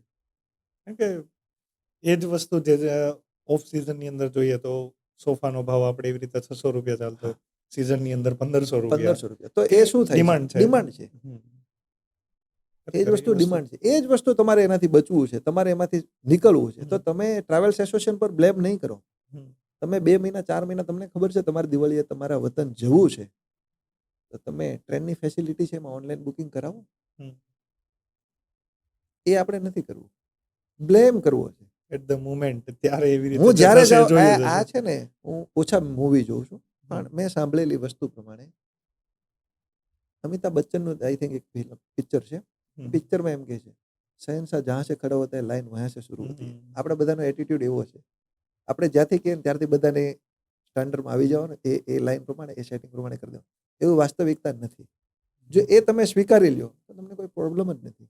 એટલે અત્યાર સુધીની જે બધી વસ્તુ જાણ્યા પછી એનું તારણ તરીકે કહી શકાય તો મને એવું લાગ્યું ત્યાં સુધી, જેમ કે તમારો R&D પાવર ખૂબ સારો હોવો જોઈએ. પરફેક્ટ, જો તમે કરી શકો છો તો જ તમે આની અંદર એન્ટર થાવ. પરફેક્ટ. તમારી પાસે ધીરજ હોવી ખૂબ જરૂરી છે. સૌથી અગત્યનું એ લાગ્યું કે તમે વાસ્તવિકતા સ્વીકારતા શીખો. જે છે કોઈ વસ્તુ ઉપર બ્લેમ નહીં. Blame હા, હું ત્યાં નથી પહોંચ્યું તો મારું કદાચ કોઈ એવું કારણ અથવા કોઈ ફેક્ટર એવું રહ્યું હશે કે એ 25% કે કોઈ જે પર્સન્ટેજ છે એની અંદર હું ફિટ નથી બરોબર છે. બેસતો. નેક્સ્ટ મારા પ્રયાસો એવા હોવો જોઈએ કે હું એ પર્સન્ટેજની અંદર ફિટ બેસું. એટલે ખરેખર આની વિશે ખરું જાણીને મને પણ આનંદ થયો. તો તમારી જે અત્યારે હાલની તમારી કંપની ચાલે છે તો એની અંદર આઈ થિંક તમે બધાના પોર્ટફોલિયો હેન્ડલ કરો, તમારી પાસે સોફ્ટવેર છે. તો એની વિશે થોડુંક દર્શક મિત્રોને જણાવજો કે તમે કઈ રીતે વર્ક કરો છો. હવે તમે જે હમણાં કીધું ને કે તમે પોર્ટફોલિયો હેન્ડલ કરો છો, સૌથી પહેલા તો અમે પોર્ટફોલિયો હેન્ડલ કરતા જ નથી. ઓકે. આજે સમાજમાં જે કામ કરીએ છીએ, જે વસ્તુ છે ને, બધાને એવું છે પોર્ટફોલિયો. અમે કોઈ પોર્ટફોલિયો મેનેજ નથી કરતા. ઇન્વેસ્ટરોને પડતી અગવડતાનું અમે એક સોલ્યુશન આપીએ છીએ. ઓકે. આજે અમે એમાં અમારા કોઈ રોલ મોડલ એવા નથી કે એના પોર્ટફોલિયોમાં અમે કંઈ કરીએ. અમારી આજની કંપનીનો થોડી બ્રીફ તમને આપું. કંપનીમાં આજે 100 થી વધારે એમ્પ્લોયનો સ્ટાફ છે. પેન ઇન્ડિયા અમારી પાસે જે ઇન્વેસ્ટરો છે, જે ઇન્વેસ્ટરોને ઇન્વેસ્ટમેન્ટ કરવામાં પડતી અગવડતાને અમે સગવડતામાં ફેરવી આપીએ છીએ. એક એક્ઝામ્પલ તમને આપી દઉં છું. આજે તમારે ઇન્વેસ્ટમેન્ટ કરવું છે, આજે તમારું ખૂબ સારું R&D છે, તમારા રિસર્ચ પ્રમાણે તમારે સવારે આ શેર્સ લેવા જોઈએ. આ શેર્સ આ રેટ ઉપર લેશો અને અમુક સમય પછી આ રેટ આવશે તો ત્યાં તમે વેચશો એટલે તમને સારામાં સારો પ્રોફિટ મળશે. આવું તમારું R&D છે. તમારું R&D બહુ સચોટ છે, તમે ખૂબ ટાઈમ આપ્યો છે, એના નિચોડ સ્વરૂપે આ રિઝલ્ટ તમારી પાસે છે અને તમે આમાં અનેક વાર સક્સેસ પણ છો. તમારે આ પ્રેક્ટિસ રોજ બરોજ કરવી પડે એવું છે. આ વસ્તુ તમે એક ફ્રી વ્યક્તિ તરીકે કરી શકશો, પાર્ટ ટાઈમ તરીકે નહીં થાય. તો એના માટે અમે સોલ્યુશન આપ્યું છે. અમારું અલ્ગોરિધમનું સોફ્ટવેર છે. અમારા સોફ્ટવેરમાં તમે તમારા સિદ્ધાંતો, તમારી જે કાંઈ કન્ડિશનો છે, તમારા જે કાંઈ ક્રાઇટેરિયા છે એ અંદર એડ કરી દો, એને રન કરી દો. એ તમારું સેલ્ફ સેક્રેટરી તરીકે તમારું કાર્ય કર્યા કરશે. પોર્ટફોલિયો મેનેજ કરવામાં એવું છે, અમે જ લઈએ છીએ, અમે જ કરીએ છીએ અને તમને ખાલી રિઝલ્ટ આપી દઈએ છીએ. પોર્ટફોલિયો મેનેજમાં આવું હોય છે. પોર્ટફોલિયો મેનેજ અમે નથી કરતા. એનું રીઝન છે કે તમારી રિસ્ક પ્રોફાઇલ અલગ છે, બીજાની અલગ છે, ત્રીજાની અલગ છે. અમે એવું કહીએ છીએ કે તમારી પાસે સારા આઈડિયા છે, સારું R&D છે, તમે જાતે તમારા એડવાઇઝર બનો, જાતે તમારું ફંડ મેનેજ કરો, તમે તમારા પૈસાના માલિક બનો. બરાબર. એ સિદ્ધાંતો તમે મારા સોફ્ટવેરમાં નાખો અને એનું એક્ઝિક્યુશન લો અને આનંદ કરો. અમારી પાસે સોફ્ટવેરમાં એવું છે કે તમે એવું કીધું છે કે આજે આ વસ્તુ આટલા રેટ ઉપર લેવાથી આ વસ્તુ આટલા રેટ ઉપર મારે વેચવાની છે. જ્યારે એ રેટ આવે ને ત્યારે રિયલમાં તમે બીજા કાર્યમાં છો. એકવાર એવું સમજી લ્યો, એ રેટ પર તમે ત્યારે ફ્રી છો, સવારે 9, 9:30, 10, 11 વાગ્યા સુધીમાં આવી ગયો છે અને તમે લઈ લીધા છે. તમારે XYZ પર વેચવાના છે. તમે એવું કહો છો કે ચાલો ભાઈ એ ભાવ આવશે તો આપણે વેચશું, આપણને સસ્તા ભાવે શેર મળી ગયા છે, સારા ભાવે, અને 1, 2, 5 દિવસ પછી એ ભાવ આવશે એટલે હું પ્રોફિટ કરીને એક સારો નફો બુક કરીશ. જ્યારે નફાનો ભાવ આવે છે ત્યારે ખરેખર તમે કોઈની બર્થડે પાર્ટીમાં હશો, તમારા ફ્રેન્ડ સાથે ટૂર પર હશો, કંઈક મેડિકલ સિચ્યુએશન હશે, કંઈ પણ XYZ સમાજમાં છીએ, બધા કાર્ય હોય છે, કોઈ પણ હોઈ શકે છે. તો એ વસ્તુ એ ભાવને ટચ પણ કરશે. અને જ્યારે તમે તમારા રિયલ કામમાંથી ફ્રી થશો ને જોશો તો પાછું નીચે આવી ગયું હશે. તો તમે કહેશો કે આપણી ઓપોર્ચ્યુનિટી તો ચાલી ગઈ, શેર ત્યાં તમારી રાહ તો જોવાનો નથી. તો એ ઓપોર્ચ્યુનિટી મિસ નહીં થાય. તમારે એટલું બધું હેડેક નહીં લેવું પડે. એના માટેના અમારા સોફ્ટવેરો છે કે તમારે કંઈ જ નથી કરવાનું.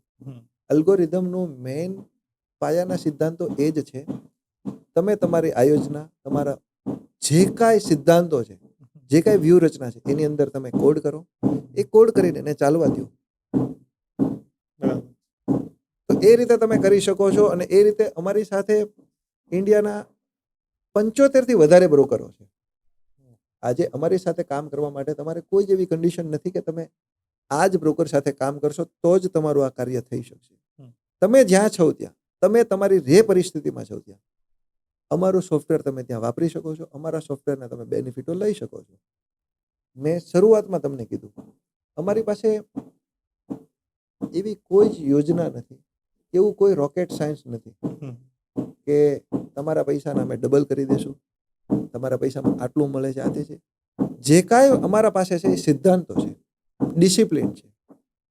આજે તમે ડિસિપ્લિનથી કાર્ય કરો તો મારા સોફ્ટવેરની કોઈ જરૂર નથી, પણ ડિસિપ્લિન નથી, ઇમોશન આવી જાય છે. જેમ કે એક ટૂંકું એક્ઝામ્પલ આપીને તમને કહું, તમે કોઈ પણ તમારા કંઈ પણ કાર્ય કરશો ને ત્યાં તમારા ઇમોશન આવશે ને ત્યાં 19-20 થશે. એનું એક્ઝામ્પલ તમને મુન્નાભાઈ MBBS નું છે. ડોક્ટર અસ્થાના કહે છે હું મારી છોકરીનું ઓપરેશન નહીં કરું, ઓપરેશન કરીશ તો હાથ ધ્રુજશે. આમાં સેમ એવું છે. તમે તમારી પોઝિશન નહીં કાપો, પ્રોફિટમાં હોય કે લોસમાં હોય. આજે તમને 100 રૂપિયા મળે છે, તમે એમ કહેશો થોડીક વાર વેઇટ કરીએ, હમણાં 105 થશે. એ લોભ આવ્યો ને. એન્ટ્રી કરી ત્યારે તમારે 100 રૂપિયા ઇનફ હતા. હવે 5 રૂપિયા લેવામાં કોઈક વાર તમે 100 રૂપિયા ગુમાવશો. કોઈક વાર તમારા સારા મિત્રો આવશે, થોડીક વાર હોલ્ડ કરો, મને એવું લાગે છે બહારના બજારો સારા હતા, આપણું બજાર ઉપર જવું જોઈએ. પ્રેડિક્શન આવી ગયું, ઇમોશન આવી ગયા, અટવાઈ જશો. અમારી કંપનીમાં આજે 100 થી વધારે એમ્પ્લોય છે. તમને જાણીને નવાઈ લાગશે, મારી કંપનીમાં ખાલી અમને એટલી જ ખબર હોય છે આજે બજાર શરૂ છે. બિપિનભાઈ આજ બજાર શરૂ છે. બરાબર. એવું છે. પણ અમને એ નથી ખબર કે કયો શેર પ્લસ છે ને કયો શેર માઇનસ છે. આપણે એનું કામ જ નથી. રિસર્ચ કેલ્ક્યુલેશન તો તમારે જ કરવાનું છે. બાકી અમે શું તમને ખાલી હેલ્પફુલ કરીએ છીએ ડિસિપ્લિન કરવા. ડિસિપ્લિન કરવા માટે અમે એવું કહીએ છીએ કે તમે ડિસિપ્લિનથી કાર્ય કરો. તમે તમારા સિદ્ધાંતો છે, તમારા સિદ્ધાંતો સાચા જ છે જો ડિસિપ્લિનથી કરો તો. ડિસિપ્લિન ચૂકી જશો તો તમારે આ પ્રોબ્લેમ આવવાનો જ છે. અને એ પ્રોબ્લેમ નહીં લાવવો હોય તો તમે કોઈક વ્યક્તિને આપી દો. હું તમને બહુ સરળ ભાષામાં સમજાવું છું. આજે તમે રાત્રે મોડા સુધી કાર્ય કર્યું છે, સવારે તમારી વાઈફને, તમારા મમ્મીને, તમારા ભાભીને, તમારા બેનને, XYZ વ્યક્તિને તમે એવું કીધું સવારે 3 વાગે મને જગાડજો, મારે સ્ટડી કરવાનું છે, મારે જોબ માટે બહાર જવાનું છે, મારે ફિલ્ડ વર્ક માટે બહાર જવાનું છે, મારે મુંબઈ જવાનું છે, બેંગ્લોર જવાનું છે, કલકત્તા જવાનું છે, ફ્લાઇટ પકડવાની છે, ટ્રેન પકડવાની છે, બસ પકડવાની છે. તમે આ પ્રેક્ટિસ 5 દિવસ કરજો. 6થા દિવસે તમારા ઘરમાંથી કોઈ વ્યક્તિ કહેશે થોડીક વાર સુવા દે ને, બિચારો 12 વાગે સૂતો હતો, 3 વાગે નીંદર પૂરી નહીં થાય, થાક્યો હશે, આ તે હશે, ઇમોશન આવી ગયા. એ થોડીક વાર બિચારાને સુવામાં એની ફ્લાઇટ મિસ થશે, એની ટ્રેન મિસ થશે, એની બસ જશે. એ શું ગુમાવ્યું છે એ જે વ્યક્તિએ મિસ કરી છે એને ખબર છે. એમના મમ્મીને, એમના બેનને, એમના ભાભીને, એમના વાઈફને એટલું જ છે બિચારાને હેલ્પફુલ થાવ. તમારા સારા માટે જ કર્યું ને. ઇન્ટેન્સ ખોટો નથી. ઇન્ટેન્સ ખોટો નહોતો, પણ કંઈક ને કંઈક અટવાઈ ગયું. તમે બધાને છોડી દો, તમે અલાર્મ મૂકો. બરાબર છે. તમે અલાર્મ મૂકી દો. That's it. કઈ જ નવું નથી. બરાબર છે. એટલે આ જે વસ્તુ છે એની અંદર તમે કીધું કે તમારી કંપનીમાં અત્યારે હાલની અંદર 100 જણાનો સ્ટાફ છે, એટલે ઘણા મોટા નંબર્સ કહેવાય. તો એની પાછળ ખરેખર સંઘર્ષ ઘણો બધો રહ્યો છે. હા, તો એ સંઘર્ષ વિશે થોડું જણાવો. સંઘર્ષ તો મેં કીધું ને, મેં જ્યારે શરૂ કરી ત્યારે 1% થી ચાલુ કર્યું અને 100 સુધી પહોંચ્યા. તમારા સારા ભાવાર્થ, સારી વસ્તુ અને સારા વિચારો હોય તો એ 100 સુધી પહોંચો તમને ખબર નહીં હોય. આજે મારી કંપની સાથે જોડાયેલા એમ્પ્લોયો, મારી સાથે જોડાયેલા વ્યક્તિઓ, હું એટલી શ્યોર તમને કહી શકું કે મારે ત્યાંથી તમારે ગમે ત્યારે ટ્રાય કરવાની. સૌથી પહેલા તો છે ને, મારી ઓફિસમાં કોઈ એમ્પ્લોય સિસ્ટમ નથી. તમે આના ભાગીદાર છો. આપણે આવું છે, આપણે આવી રીતે ચલાવીએ છીએ, બધા જ પાર્ટનર છીએ, બધાને હળી મળીને સાથે કાર્ય કરવાનું છે. તમને હજુ એક વસ્તુ જાણીને નવાઈ લાગશે, શેર બજાર સવારે 9:15 શરૂ થઈ જાય છે. કદાચ આપણા દર્શક મિત્રોને પણ એ સવાલ હશે કે 9:15 શેર બજાર ચાલુ થઈ જાય તો 9 વાગે મારી ઓફિસમાં 100 વ્યક્તિ પ્રેઝન્ટ થઈ જવા જોઈએ તો જ ચાલે. કારણ કે આપણે તેનું સોલ્યુશન તમને જાણીને નવાઈ લાગશે, અમુક ટકા વર્ગને બાદ કરીને બધા જ એમ્પ્લોય 9 વાગ્યા પછી 10 વાગે આવે છે અને 10 વાગ્યાનો પણ કોઈ મારી ઓફિસે પંચિંગ નથી. સેમ સિનારીઓ અમારી ઓફિસની અંદર બી જે વિડીયો એડિટિંગનું અમારે જે ચાલે છે માય સ્ટુડિયોમાં, એમાં બી સેમ મનીષભાઈ લલિતભાઈનું પણ કેવું એવું જ છે કે આપ કોઈને પણ અત્યારે હાલની અંદર એમ્પ્લોય જેવો કોઈ ટ્રીટ છે જ નહીં. સેમ વસ્તુ પર્સન્ટેજની અંદર છે. જે કંઈ કામ કરે નોર્મલી કોઈ પણ જગ્યાએ કંપનીમાં જો જોબ કરશે 8,000 10,000 સેલેરી આપશે, ઇન્ક્રીમેન્ટ 6 મહિને અથવા વર્ષે હા. થશે. વધીને 10,000ની સેલેરી હોય તો કેટલું ઇન્ક્રીમેન્ટ થશે? 11,000 કે 12,000 12,000 થશે. અહીંયા પર્સન્ટેજની અંદર છે, ભલે પહેલા મહિને 6,000નું કામ કરશે પણ બીજા મહિના એને કેપેસિટી હશે, એને એવું થશે કે ભાઈ મારામાં કેપેબિલિટી છે તો એ 10,000નું કામ પહોંચી શકે. હા, પરફેક્ટ છે. કંપની એને 40% પર્સન્ટેજ એને આપે છે, તો એ પર્સન્ટેજની અંદર એ લોકો ઘણું બધું કંપનીને પણ ફાયદો થઈ શકે જો એ ઓછા પર્સન્ટેજ રાખે તો. પણ એ પણ વ્યક્તિ છે તો કંપની છે એવું એ પણ વિચારે છે, એટલે એના કારણે કંપની અત્યારે ચાલે ઘણી છે. સારી રીતે ચાલે છે. અને દરેક કંપનીમાં એવું હોય છે કે જ્યારે તમે એમ્પ્લોયની દ્રષ્ટિએ ટ્રીટ કરો ને ત્યારે કંપની નથી ચાલતી. હમ. એને એક ફેમિલી મેમ્બર તરીકે ટ્રીટ કરો તમે. આજે XYZ છે, સ્વાભિમાન બધાને છે, બધાને ગોલ છે, બધાને નીડ છે, બધાને આગળ જવું છે. હમ. પણ તમે એવું કહો મારા અંગત સ્વાર્થ માટે હમ. આ એમ્પ્લોયને આટલા ટાઈમ માટે આપણે આ કાર્ય કરાવશું તો આમાંથી આપણને આટલો બેનિફિટ, તમે એવું વિચારો એને કેટલો બેનિફિટ થાય તો એ તમારામાં કાર્ય કરે. ફાયદો થશે તો જ ફાયદો અહીંયા થશે તો રહેશે. થશે ને. તમે આજે કોઈ પણ વ્યક્તિ માત્રને તમે કોઈક વસ્તુ કહેશો તો શરમમાં, તમારી રિસ્પેક્ટમાં 1-2 વાર કાર્ય કરશે. ફ્રીમાં તો કોણ કરે છે? બહુ દેશી ભાષામાં કહીએ તો ઘોડો ઘાસ હારે દોસ્તી કરે તો ખાઈશું. બરાબર છે. ઘોડો ઘાસ હારે દોસ્તી કરશે તો ખાશે શું? હમ. એમ્પ્લોય છે એ તમારી કંપનીમાંથી તમે એને ઇન્ક્રીમેન્ટ નથી આપતા, તમે સમજી લો એનું પ્રમોશન નથી આપતા, હમ. તમે એને પૂરતી નીડ પ્રમાણે તમારો ગ્રોથ થાય છે, એનો ગ્રોથ નથી થતો, તો એ કેટલો ટાઈમ ચાલશે? એ તો બીજો રસ્તો ગોતશે જ, કારણ કે એને આજે પોતાનું તમારી future- જરૂરિયાત 10,000ની છે, હું તમને 8,000 આપું છું, તો તમે 2,000 રૂપિયા બીજે ગોતશો ને ગોતશો. હમ. એ સત્ય સનાતન છે.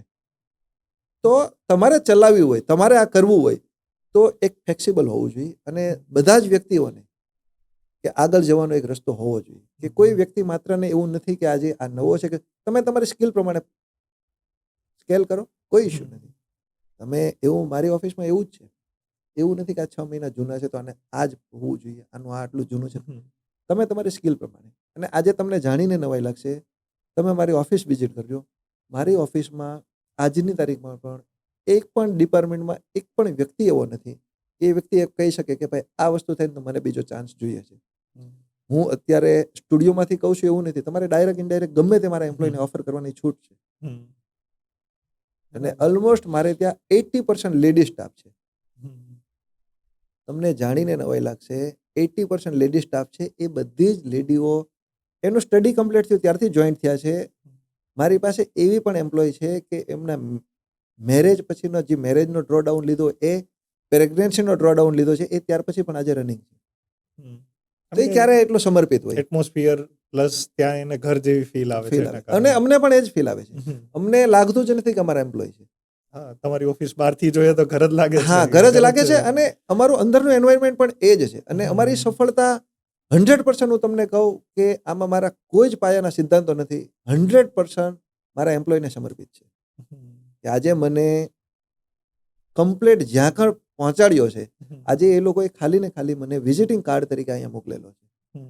બાકી સંપૂર્ણ શ્રેય હું મારા સ્ટાફને આપીશ. 100%. એટલે ઘણી વખત મનીષભાઈ અને લલિતભાઈ પણ જે પાર્ટનર છે એ પણ એ જ વાત કહેતા હોય કે પૈસા કમાવાની ગરજ જો બેય બાજુથી હોય તો વધારે તો મજા આવે. વધારે કારણ કે એમને પણ એટલું જ મળતું હોય ને આપણને એટલું મળતું હોય તો બેય સાઈડથી આપણી ઇન્વોલ્વમેન્ટ સારું એવું થાય થાય અને કંપની સારી એવી ગ્રો તો કરી જ શકે. ગ્રો કરે છે. બરાબર. એક ચલો સવાલ પૂછી અને અહીંયા પોડકાસ્ટ આપણે પૂરું કરીએ ઓકે. કે આ શેર બજાર છે, આ શેર બજારની અંદર સંપૂર્ણ માહિતી મારે જોતી હોય કે હું અહીંયાથી શરૂઆત કરવા માંગુ છું થી લઈ અને કઈ કઈ રીતે મારે આગળ વધવું હોય, તો એની માટે કયું પગલું ભરવું જોઈએ? જો સંપૂર્ણ માહિતી તો તમને એક સરળ ભાષામાં કહું ને તો આજે અમે પણ શીખીએ છીએ. હમ.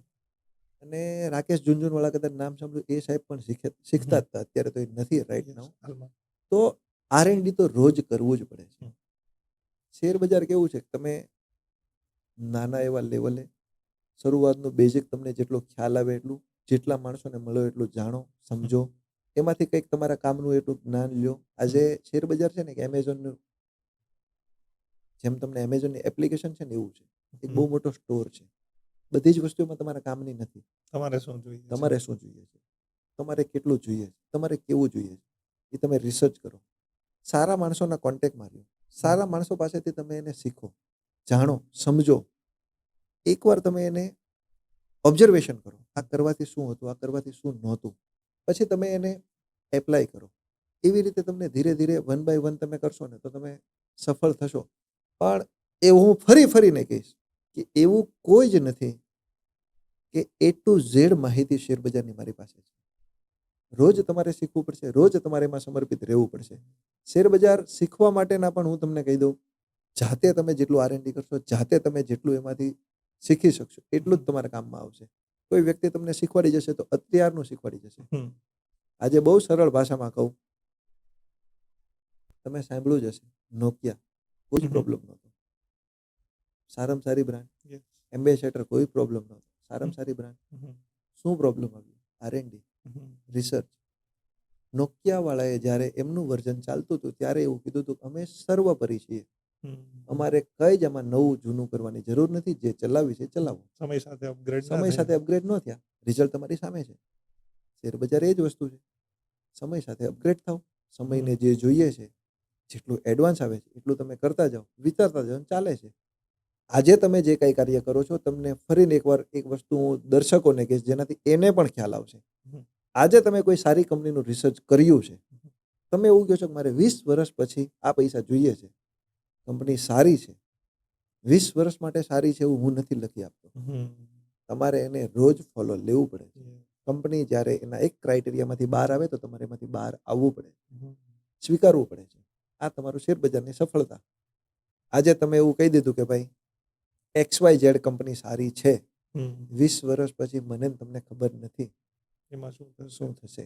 નેગેટિવ હોય તો એમાંથી સ્વીકારીને નીકળવું પડે.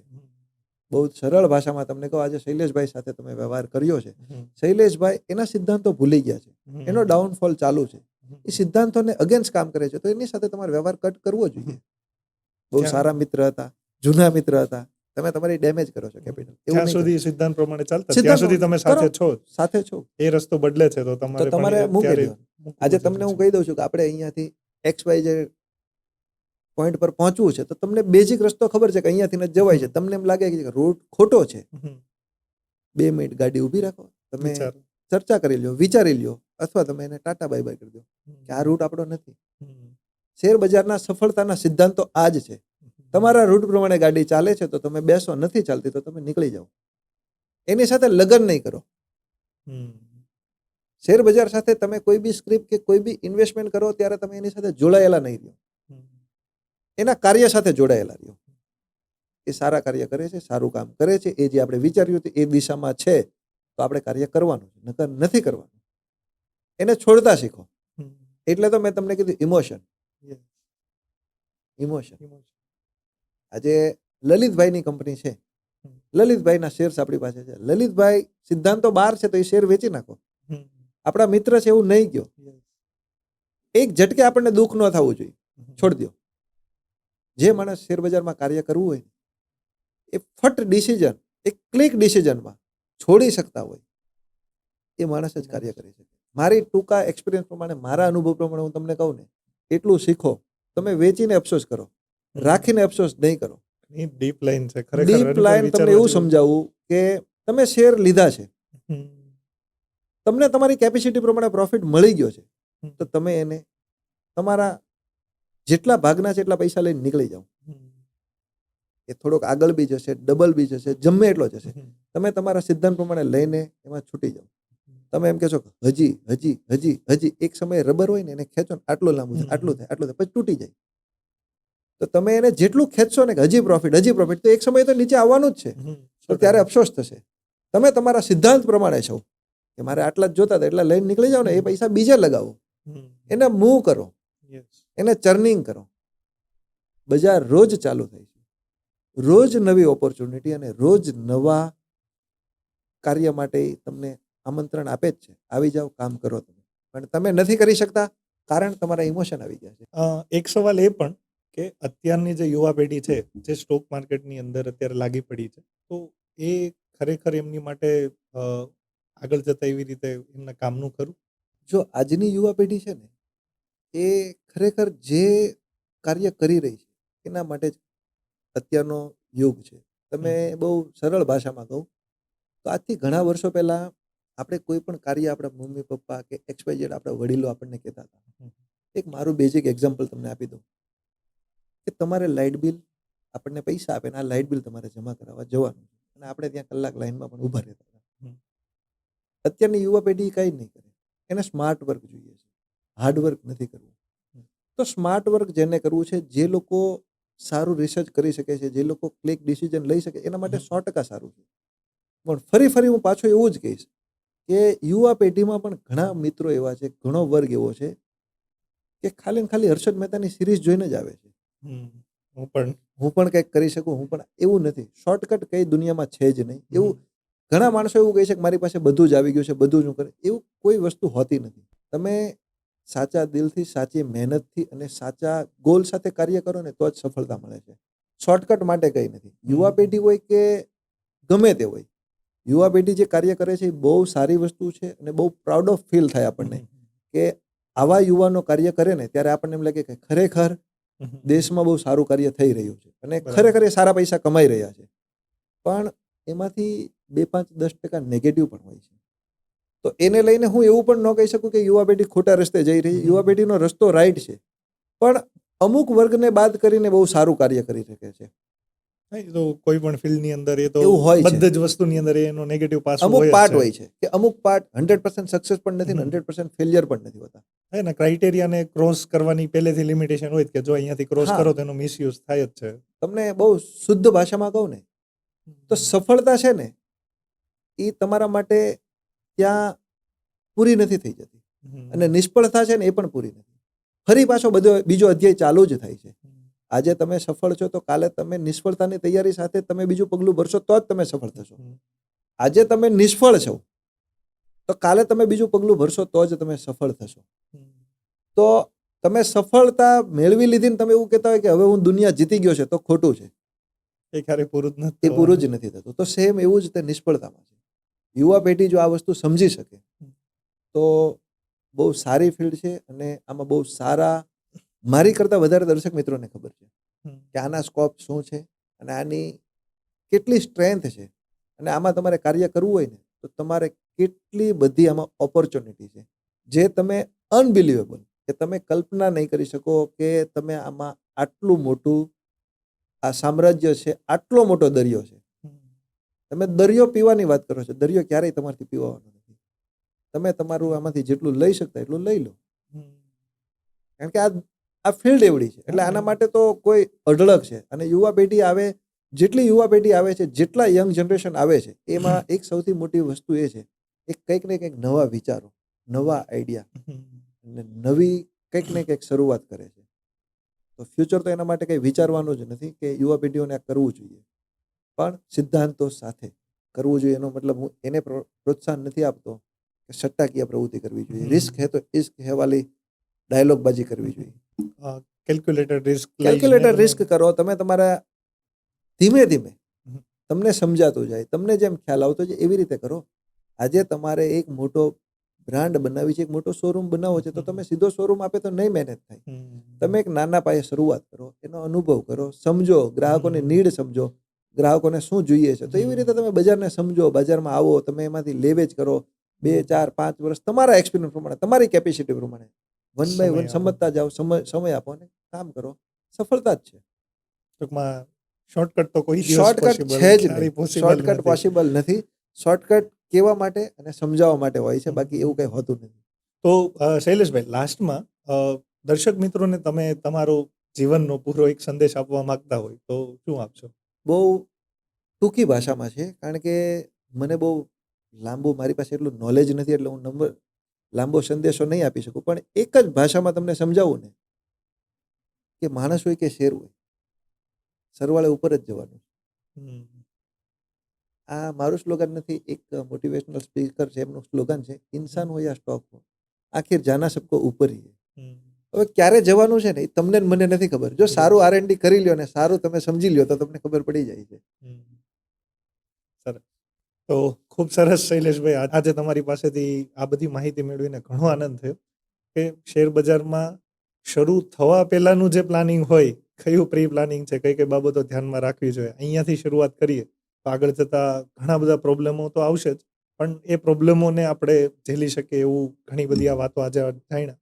અને સ્ટાર્ટિંગમાં જેમ વાત કરી હતી એ પ્રમાણે કે રાતોરાત પૈસાવાળું થવું છે, તો અહીંયા થોડોક શબ્દોને ફેરવીએ કે રાતોરાત નહીં, પણ રાત્રે રાત્રે થોડી થોડી મહેનત કરીને પણ જો આગળ જશું અને સમજી વિચારીને કેલ્ક્યુલેશન કરીને જશું તો ચોક્કસ પૈસા આની અંદરથી પણ મળશે. તો આપનો ખૂબ ખૂબ આભાર. આજે તમે માયપોડ સ્ટુડિયોની અંદર વધાર્યા. માયપોડ સ્ટુડિયો ટીમ આપનો ખૂબ આભાર માને છે. જય Thank હિન્દ, you. જય ભારત.